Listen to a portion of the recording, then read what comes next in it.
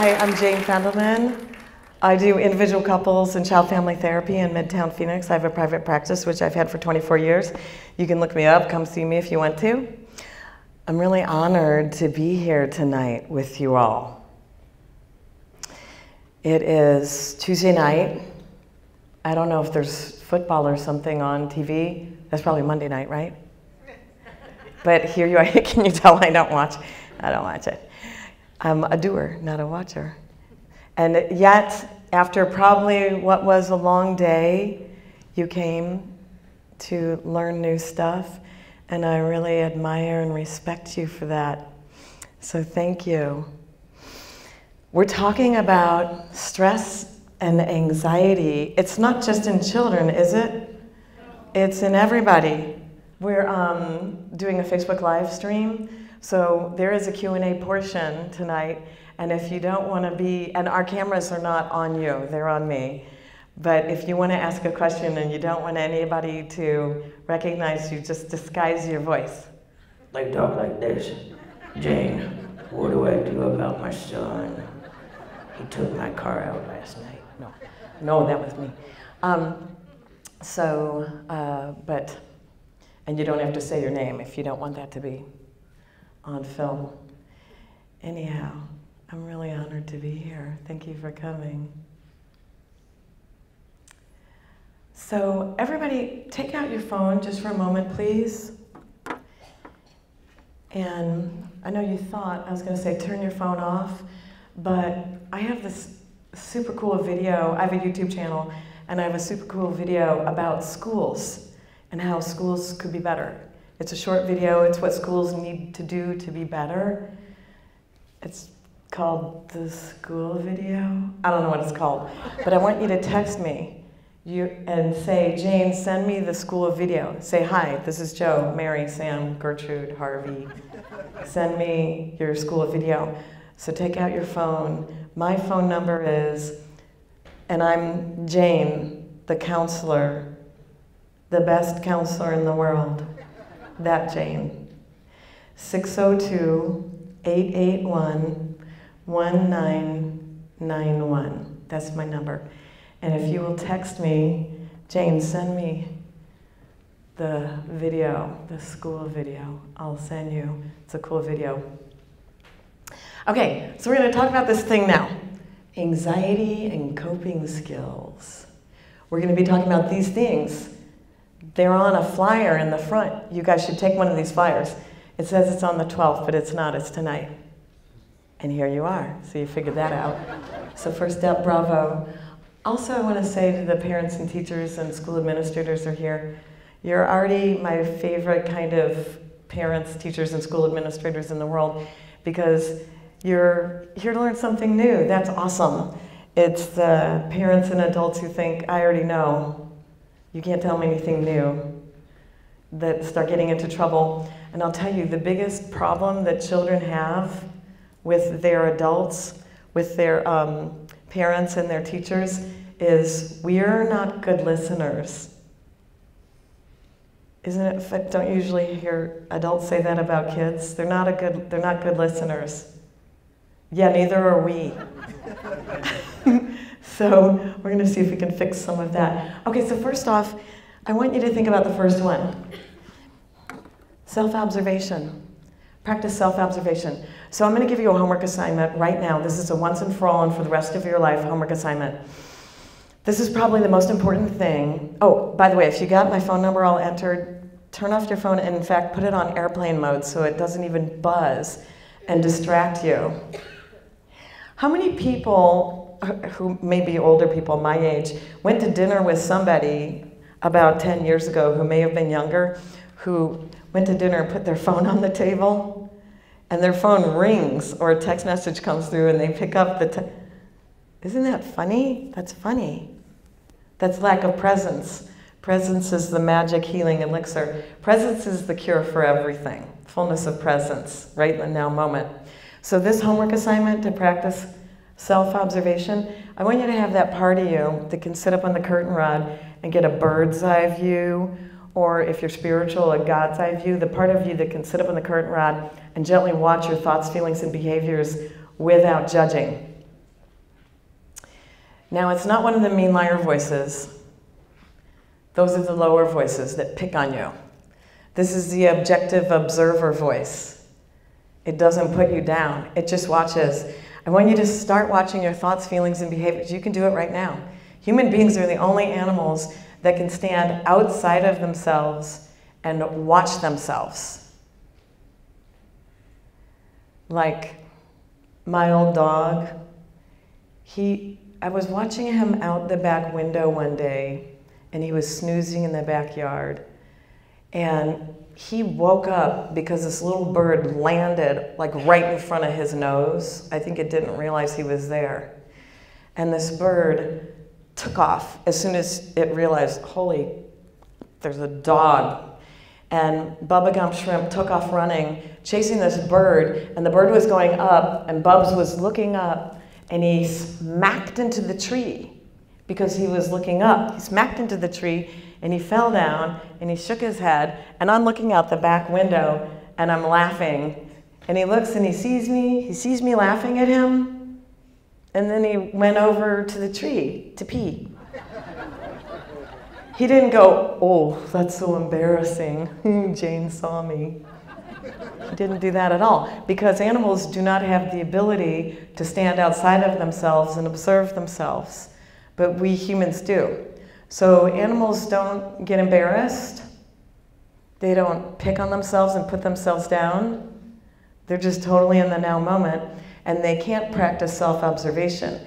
And because we can pick on ourselves and put ourselves down and worry and fret, we have to practice self-observation so we can catch ourselves being mean to ourselves. And also we want to practice self-observation so we can learn. And Thoreau, or Whitman, somebody correct me, said the unobserved life is not worth living. And that's what he meant. He meant if you're not gently observing your life and learning, just learning from watching your thoughts, feelings, and behaviors, then you're living life like an animal, just running and chasing birds and smacking into trees. You'll live going from reaction to reaction to reaction, and that is not a conscious life, and that's not a fun life. Although you couldn't tell me that when I was in college and I was just partying and getting Fs. But believe me, if you do this, this is a great thing. Doesn't that bird's face look like a rabbit? I told Ella, that bird has a face like a rabbit. She goes, no, it's just the angle. It is a dove, though. Self-observation. Practice self-observation. Gently watch your thoughts, feelings, and behaviors so you can learn. Okay, the next step is to conquer the mean liar voices. You have to. You have to, because they pick on you and put you down.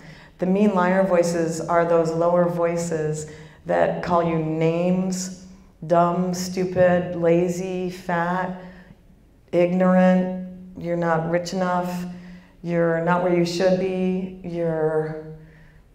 someone else is better than you, or you decide you're better than someone else, I'm better than them, or I'm not as good as them. Both of those ways of thinking are damaging. You have to catch your mean liar voices and name them, and then tell them to shut up. You can name them anything you want. So I used to have this mean liar voice that would spin yarns, tales, about me, starring as the victim. Oh, poor me. It would tell long, long stories. So I named that mean liar. I was going to name it something ugly like Gertrude. Sorry if anybody's named Gertrude. Is anybody named Gertrude here? Okay, good. You wouldn't admit if it was. Sorry to your Aunt Gertrude. Anyway, I decided she needed a beautiful voice, a beautiful name, this mean liar voice. So I decided to call her Persephone. So whenever I would catch Persephone picking on me, I would tell her, shut up, stop picking on me. So you can name your mean liar voices, and I realized she would repeat the story. So I named this other mean liar voice Ditto, and the two of them would get together and Persephone would tell the same mean story ever. Do you ever pick on yourself and say the same mean thing over and over and over again? I'm the only one who does this. Come on, put your hands up. Everybody does it. I'm telling you, everybody does this. You get to name your mean liar voice anything you want. Bob, Mom, Ralph, Jerkface, Asshat, Mo. And when you catch the mean liar voice picking on you, you notice it because you're practicing self-observation. And you say, shut up, asshat, stop picking on me, you have no power here, get out of my head. I'm doing my best. I am a good person. I am fine. Because when did really, and the people that say, if I don't pick on myself, I'll become lazy or sluggish, or I don't know what, no, I don't believe that. You don't have to pick on yourself. You can find some positive motivating factor to get yourself going. You don't have to pick on yourself to get yourself going. Don't you think? You don't have to pick on yourself. So you have to conquer your mean liar voices because it's a really bad habit. But what I want you to know is it's just an addiction. Just like coffee or cigarettes or Coca-Cola. It's just an addiction. You can kick it. It's hard at first, but the more you do it, the easier it gets. And then the longer you do it, like I've been aware of this concept for about 28 years, the voices get sneakier. Yeah. Like I noticed one lately that things are going so well. Tell me if you guys have, any of you have this voice. Things are going so well. Something bad's about to happen. That was me today. You did that today? So I decided, what? No. Wait, when things go well like this always happens. This bad thing always happens. I decided to say to that mean liar voice, no, I decide what happens. Things are going well. I decide what happens after things are going well. You know, and if things don't always go perfectly, my life's not perfect, but I can trust myself to handle it or to reach out for support and help when things get really tough. Mean liar voice, okay, now. All right, who's ever heard of talking stick? Not the resort. Can't believe how many times I've heard that. Okay, so a talking stick, you can use anything for a talking stick, but it is a sacred Native American right. And the counseling world stole it and renamed it reflective listening. But the talking stick is a symbol of your soul, and every family should have one. And I believe every classroom should have one. In fact, I've been all over Arizona teaching schools and churches and families and companies and corporations. I taught Subway Corporation. This guy owned like 10 Subways. I taught all of his supervisors and higher-ups, and they started using it, and all their profits came up. The hardest one I ever had to teach was this Scottsdale law firm. Those guys are hard. So this happens to be my favorite one. I did have a giant one that a client made for me. And it was lovely and had seashells hanging. I gave it to my girlfriend and her foster daughter as a gift. But in the meantime, while you're working on getting your family or your classroom talking stick, you can use anything like a soup spoon or a stone, a rock, a seashell. Anything can be a talking stick. So what do you know about talking sticks so far? What have you heard about it or learned about it? Whoever has the stick gets to talk. Whoever's holding the stick gets to talk. Exactly. And there's a few different ways of doing it. Like when you're doing it at a family or a classroom, the stick goes around and each person gets time to talk. No one else can speak or make faces or hand gestures. Only the person holding the stick may speak. So another way of doing it is when you do it one-on-one. One person just talks, they vent, the other person just listens with compassion. And the other way of doing it, which we're going to practice today, is reflective listening. So we're going to try this right now. Does everybody have a pen or something pen or does anybody have a rock in the purse? You can even use the flyer that you picked up on your way in.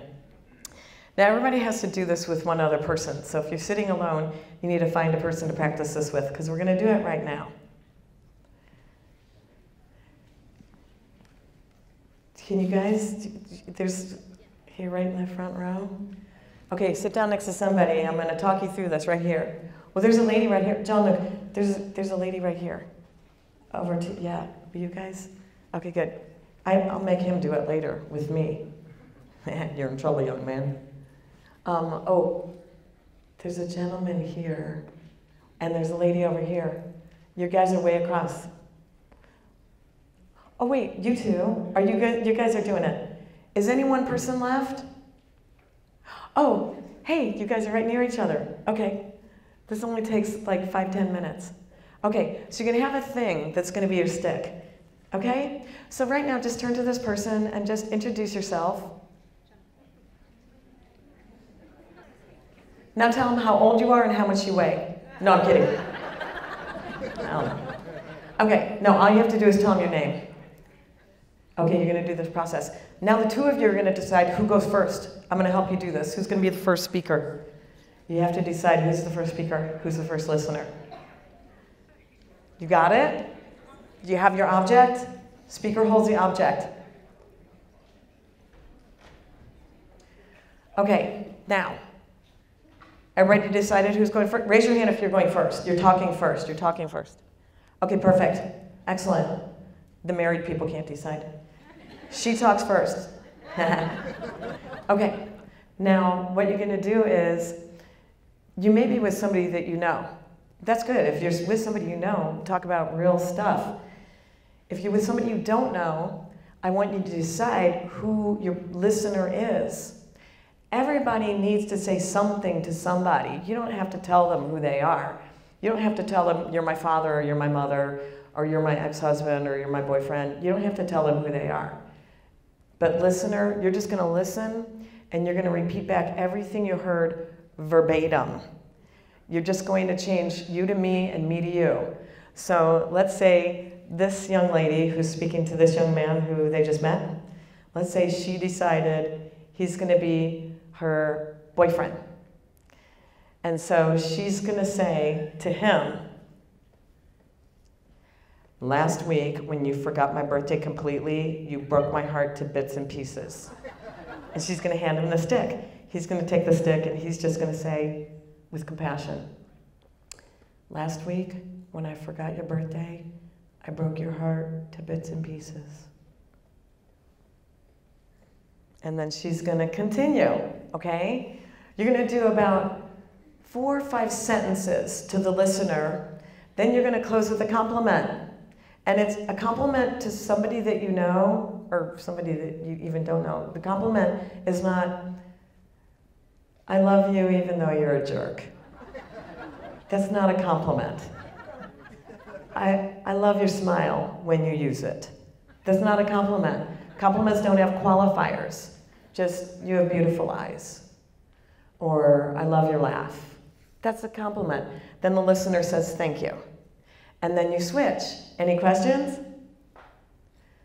Yes, ma'am. Is the compliment about the real person sitting next to you or the person that they're pretending to be? Oh, that's a really good question. It's going to be, the compliment's going to be about the person that, the person that you're talking to role play. So in other words, if that lady you're talking to, you don't know her, and you're imagining that she's your mother, you're going to end with a compliment to your mother. There is a compliment to each other, the real actual person, here in real time, in a minute. But first we're just doing this. That's a good question. Okay? So now, listener, you're going to look at each other, just look, you have to hold your eye contact. You have to look at each other. So look at each other right now, listener. Listener, you're going to settle into the healer role. You are the healer. Look at the person. Look at the person. Look in their eyes. Okay. Listener, you're the healer. Speakers, go ahead. You're going to do about 4 sentences. Then you're going to close with a compliment. Then you're going to switch. Make sure the sentences are short enough to repeat back. Make a short sentence, hand over the stick. Let them repeat it, then continue. You're just going to say exactly what she said.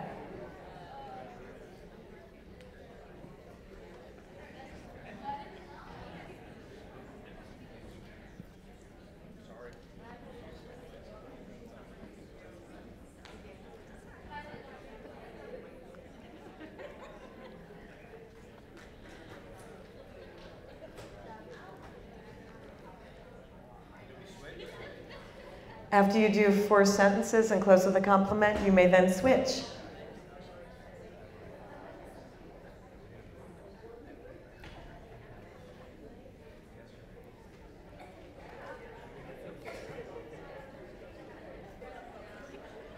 Take this opportunity to go deep.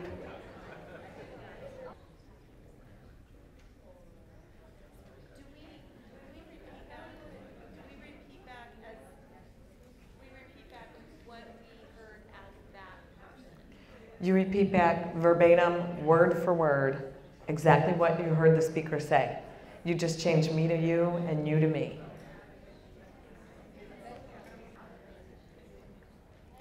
Okay, good. What was that like? Does anybody want to share what that was like for you?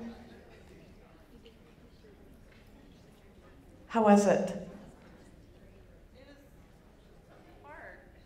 What? Tell me what was hard. It was hard? It was hard knowing that I've got the adult brain and I've got to concentrate so hard to repeat back to her, but yet I was really a 13-year-old boy role playing, and there's no way they get what we say. I mean, you know, like my adult brain is having a hard enough time concentrating on repeating what she's saying, and as I'm doing that though, I'm thinking she's really talking to her 13-year-old son, and if I can barely remember what she's saying to repeat it to her, he's definitely not getting the message. Did you just repeat back her words? Yeah. Great. And were the sentences short enough? They were compound sentences. But were they too long to remember? No, but Good. if I was a 13-year-old boy, I might only remember part of it. You would be shocked at what I get to see. And I'm glad you brought that up because I wanted to talk about that next anyway. I have children of all ages brought in to see me with all kinds of issues. Everything from suicidal ideation to panic attacks. I've had grammar school age children with ulcers from school. Of course, naturally, I get to deal with physical, mental, emotional, and sexual abuse. Extreme issues. The most painful thing about being a human being is feeling cut off and disconnected. And I don't know about you, but as soon as I hit 10, 11, 12, 13 years old, my parents didn't even know who I was because no one stopped to sit down with me and listen to me. Now it's a different story when we're talking about trying to get kids to do homework or get their grades up or I'm against homework, by the way. And I was a school teacher before I was a, thank you. I'm against homework. I'm against homework. I'm against homework. I was a teacher long before I was a counselor. So you'll see, text me for the school video. You'll see. So when a child feels, so to get a child to do what you want them to do, like clean their room or wash up and come down to dinner, there's a different way to get them to do that. And it's not nagging. I use inspiration and reward. I don't use punishment and control, never have. And if you ever get a hold of I have a parenting book, Raising Humane Beings. You'll see in the beginning of that book I talk about when I started, when I was a kid out of college, I worked at Oak Creek Ranch School, which is a boarding school for troubled children. I never used punishment and control to get what I wanted from the kids. Just always used inspiration and reward because I was a kid who lived on the streets in St. Louis No one was getting me to do anything, and I was just using drugs and alcohol, just having fun. I knew what I needed, after I grew up. Punishment and control and nagging doesn't work.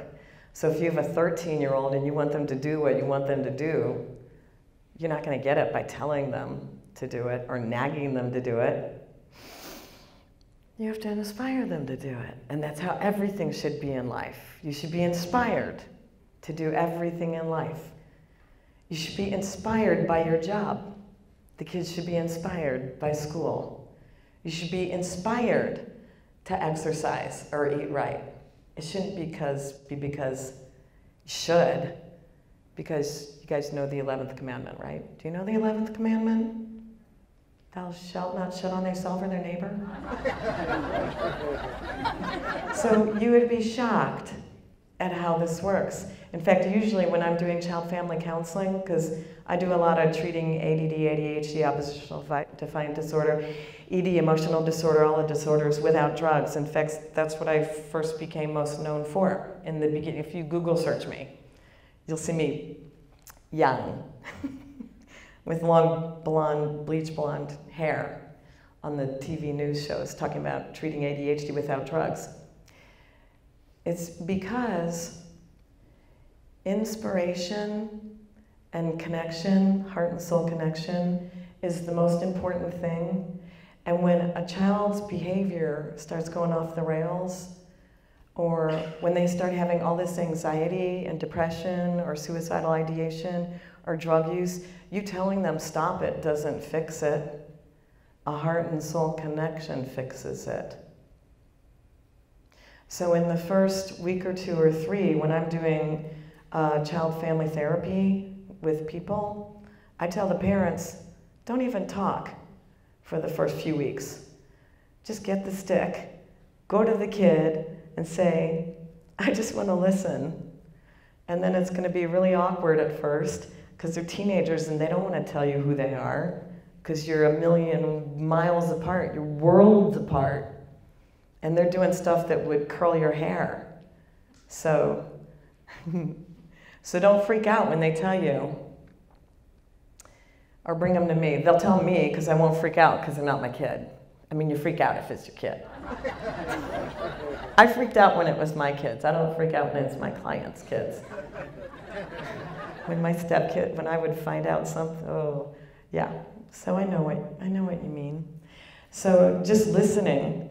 So the 13-year-old, we don't have to try to get them to understand us. We have to try to get to where we understand them.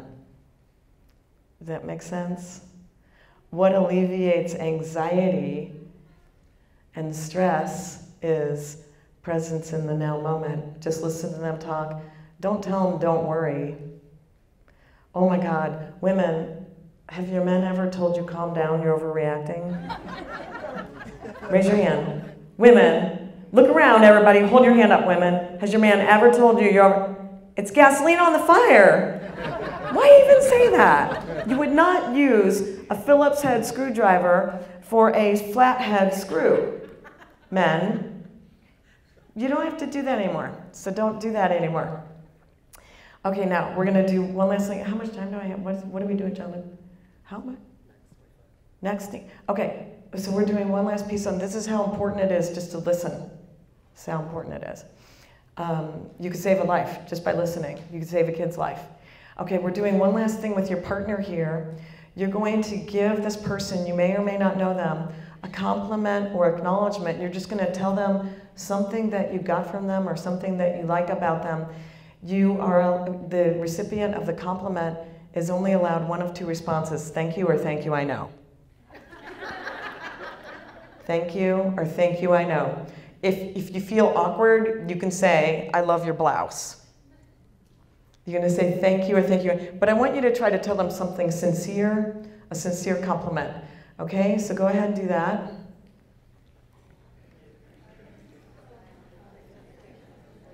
And Christine, while they're doing that, Christine, you're going to cue up that song. Please. Thank you.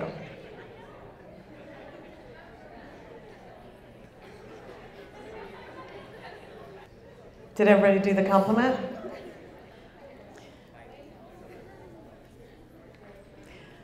Okay? Now we're going to play a song for you in a minute. You might be sitting with a stranger, that's okay. Because presence is so important. I asked a dad one time, how's your son's eye contact? Because usually you can tell a lot about, if a person is, where their self-esteem is, if they can look you straight in the eye. And if they're feeling badly about themselves or disconnected, they look down or away.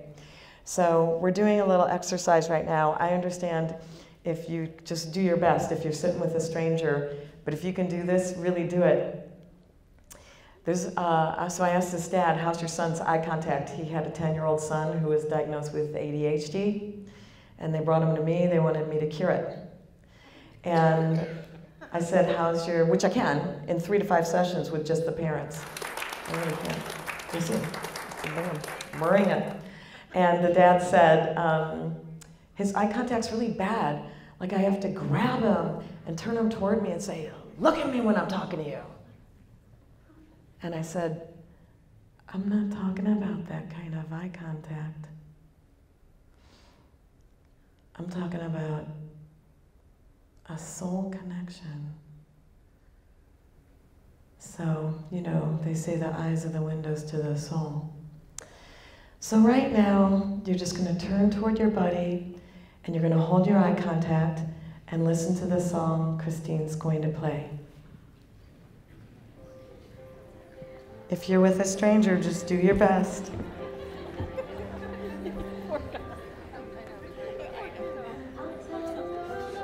You can turn that up, Christine. Yeah. You came along,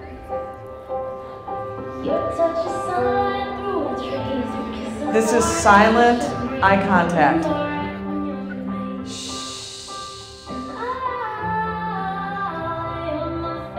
No talking.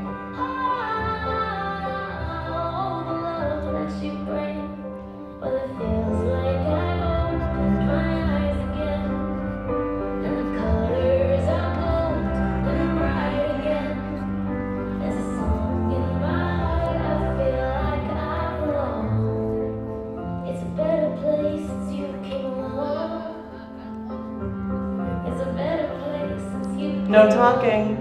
This is silent eye gazing. I see the whole world in your eyes. It's like I've known you all my life. We just feel so right. So I pour my heart into your hands. It's like you really understand. You love the way I am. And you're my favorite thing. Oh, the happiness you bring. But it feels like I'm opening my eyes again, and the colors are gold and bright again, and the sun paints the skies and the wind sings our song. It's a better place since you came along. It's a better place since you came along.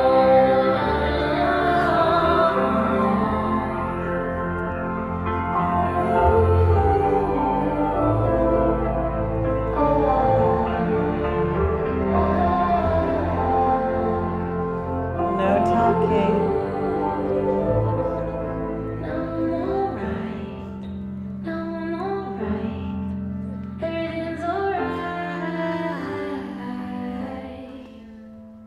Cause it feels like I've opened my eyes again, and the colors are golden. We did it. It's very awkward. I don't know. We just There's missed. a song in my heart. I feel like I belong. It's a better place since you came along. It's a better place since you came along. Thank you. What was that like, looking into each other's eyes? I think I just went on a first date with a stranger. Wait, say that again. I think I went on a first date with a stranger. Didn't that feel very intimate? There's only 3 times in our life when we get enough eye contact. One is when we're born and we don't yet know the language. And people stop by our bassinet and hold our face in their hands and they say, hello, beautiful, precious gem. How beautiful you are. What a blessing you are.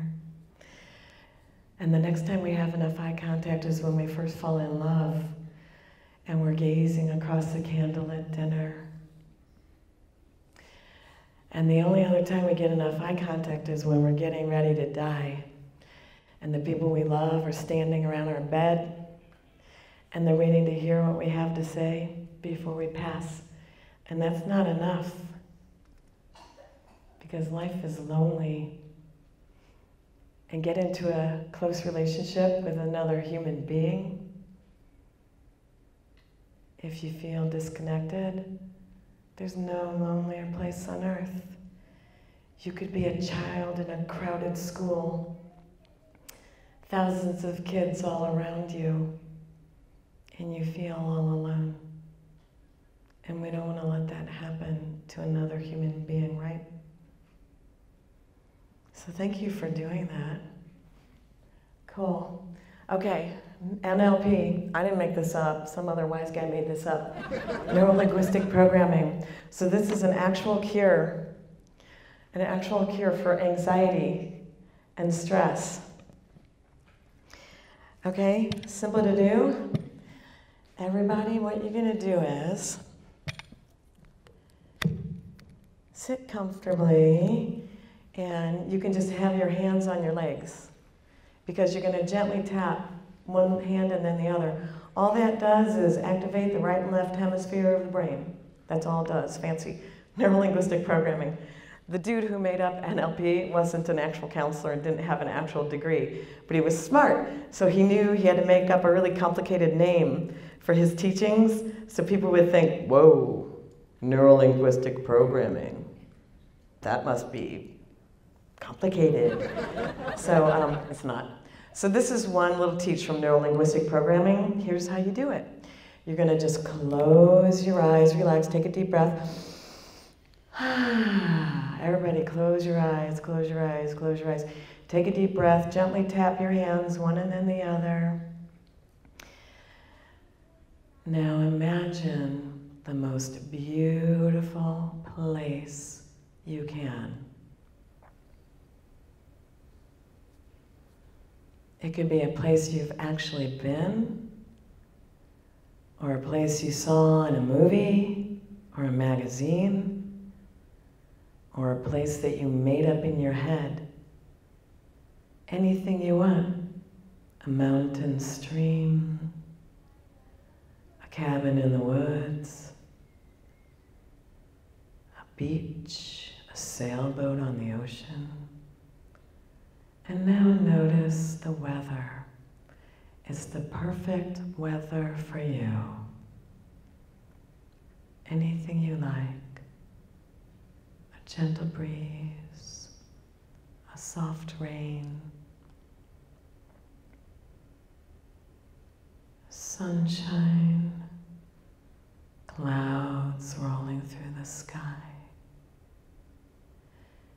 And now notice if you're walking, sitting, standing, lying down, and you're wearing the most beautiful, comfortable clothes imaginable. And now you notice the creatures that live in this place. Whatever you see, birds, fish, butterflies. And now you notice how you're feeling so safe and serene. And now a name for this place bubbles to the surface. You can name it anything you want. Safe haven, my home,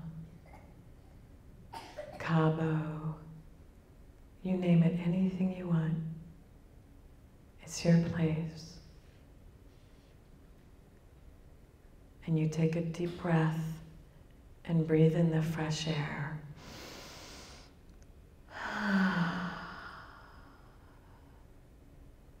Good. How did that feel?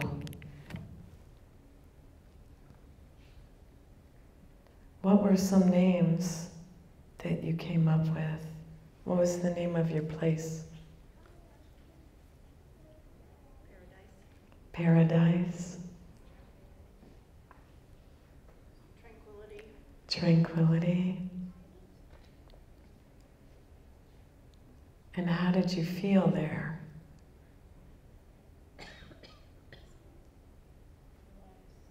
Nice. Good. Okay, now we're going to put it to work. Now we're going to use it. Okay, this time you're going to close your eyes, but don't tap yet. Okay? Everybody, close your eyes. Now I want you to conjure up or remember some negative experience. Just for a second. Once you've got that negative experience, put your hand up so I know everybody's ready.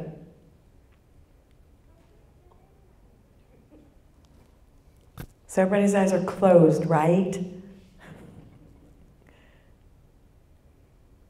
Okay, good. Put your hand down. Keep your eyes closed. Start gently tapping. Silently say the name of your safe place. Sanctuary. Tranquility. Peace.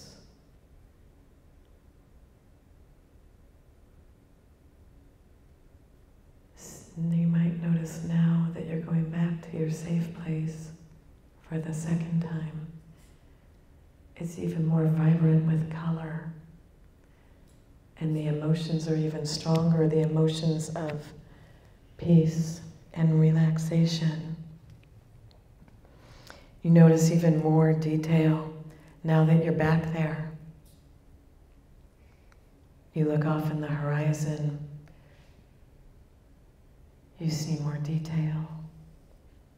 You take a big, deep breath. Look down at your feet. You might see sand or grass or water from the ocean lapping up over your toes, or pine needles, or daisies swaying in a field of wheat. Good. Open your eyes. Were you able to go from that negative thought and feeling back to your sanctuary, your safe place? Good, good. That's how you use it. If you have stress and anxiety, you don't need the external world to change. What you need is self-mastery.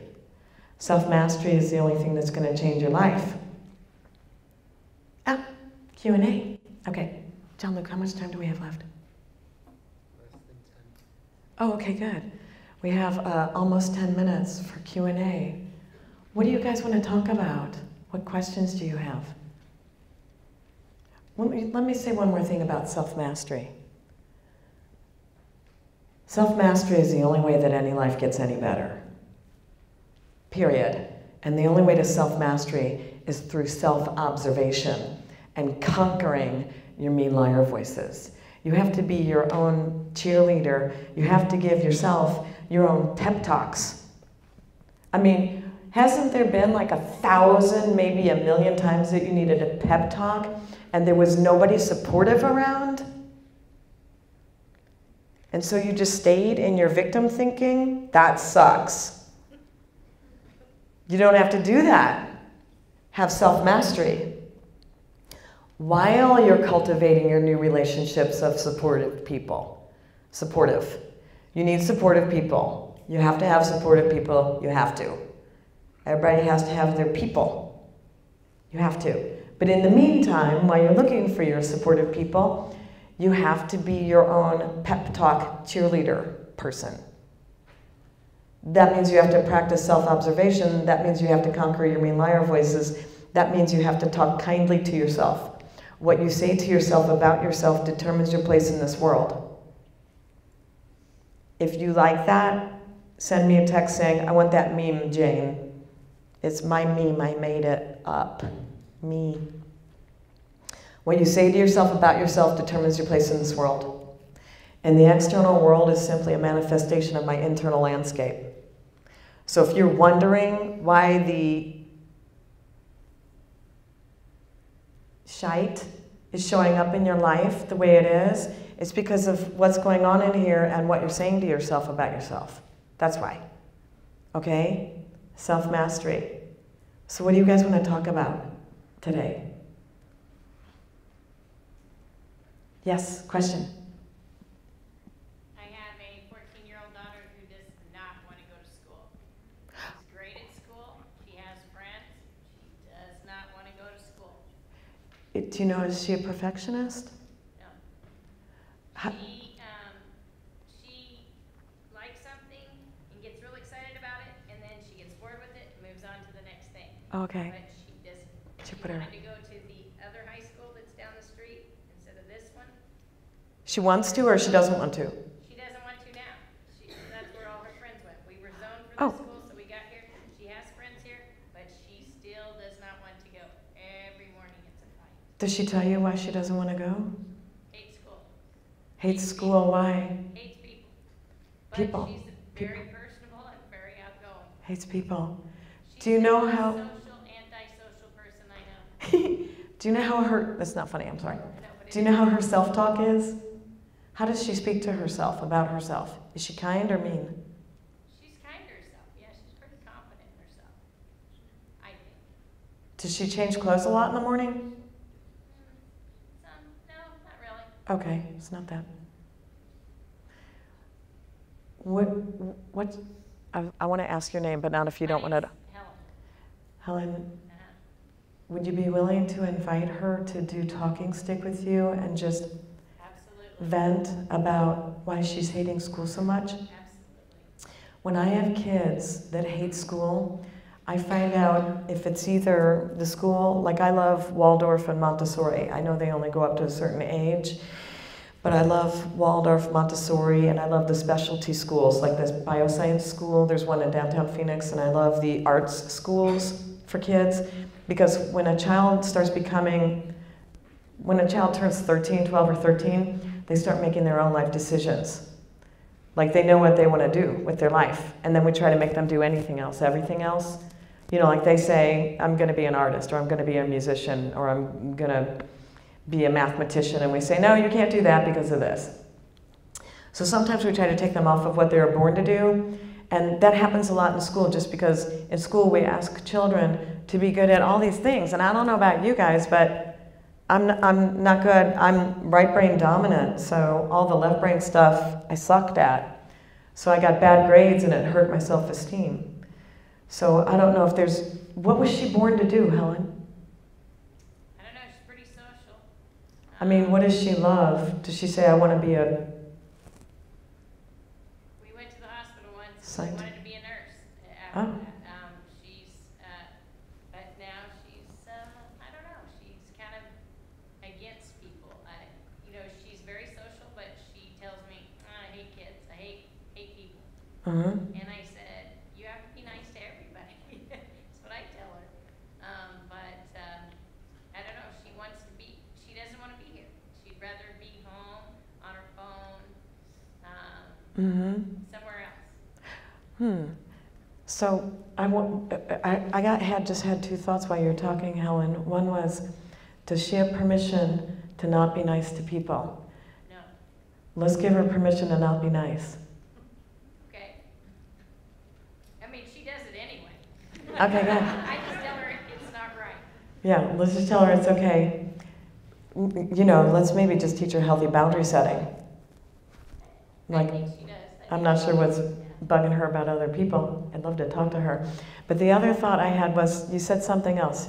You said, you told her she has to be nice to everybody. And her passion, I don't know if she's doing her passion, her life's calling. She wanted to be a nurse and now you're not sure. What subject is her best grades? History? History, huh? Oh, I know what the other thing was. I lost it for a second. So sometimes I'm a introverted extrovert. I love people, and I'm very much an extrovert, and I love going out, and I love dancing, and I love seeing people and meeting a lot of people. But when I want to be alone, leave me alone. And I want to be home alone on my couch with some movie on and my cell phone there in case I decide I want to check some social media crap. So, I mean, part of this might just be normal. And frankly, school is a real imposition. And you'll see, because text me, and Helen asked me for that school video, because you'll see. School is 12 years. So this soul comes into this world. We take it, we shove it into a school. It didn't ask to come, this soul didn't ask to come here. And we shove it into school, and it's 9 to 3, and then there's homework after that, and it's no fun. And then it's back to school the next day, and it's 5 days a week for 12 years. Oh, and we're not going to pay you. Oh, and we're going to judge and compare you to all of the other kids. Oh, and 1 or 2 of these kids are actually going to like school because they're perfectionists, and they're going to excel at school, and you're going to be compared to those kids and downgraded. So we're going to wreck your self-esteem and tell you you're not good enough. And if you feel like having a quiet day, how many minutes do I have left? 1 minute? I have 1 minute left? Okay, good. I'm going to be punctual. And if you need a quiet day, no one's going to let you have a quiet day. And if you tell your mom you have a stomach ache, she's going to call you a liar and send you to school. And you maybe did have a stomach ache. Or maybe you're just getting an ulcer. And you're going to be made to go to school with all these noisy, obnoxious kids. You know what I mean, teachers? You know what I mean, parents, if you've ever had like a big sleepover? How would you like to have to spend all day, every day at a school like that?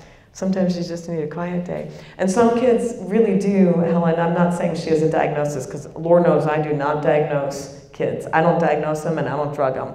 I'm not that kind of counselor. But some kids really get sensory overload, like it's just too much.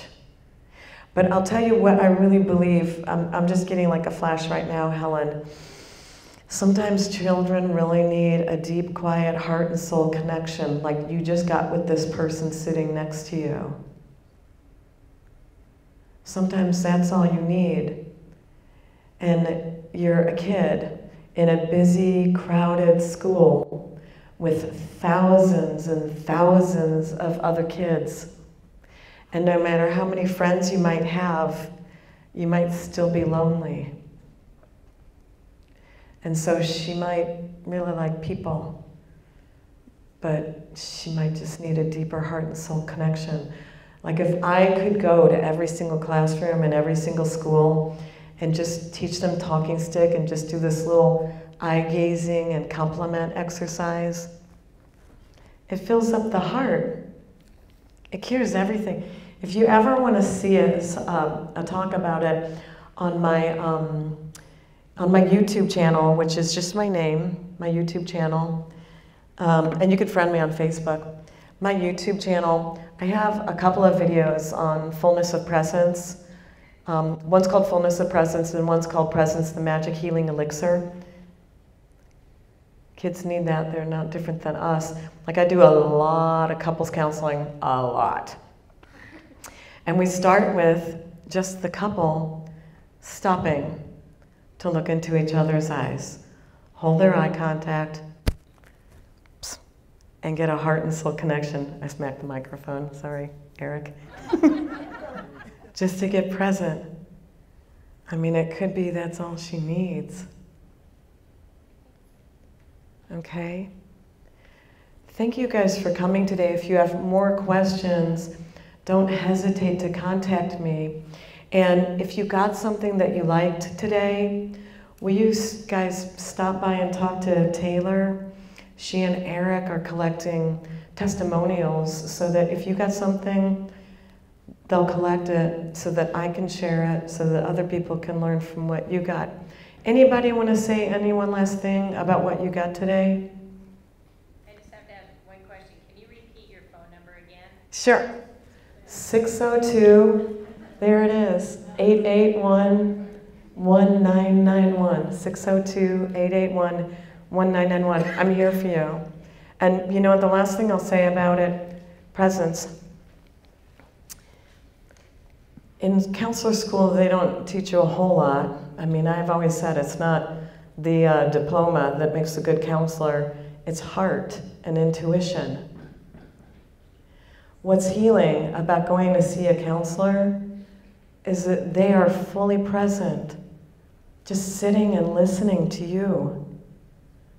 Talk about whatever you need to. It's so healing. It's really all anybody needs is just somebody to sit and be present with them and not judge them or push them or order them around or make them do this and that. I mean, that's a kid's whole life, is people ordering them around, telling them what to do and not do. There's no being. There's all this doing. It's a lonely life. Thank you guys for coming tonight. I'm honored to have had this opportunity to speak with you. I had a great time.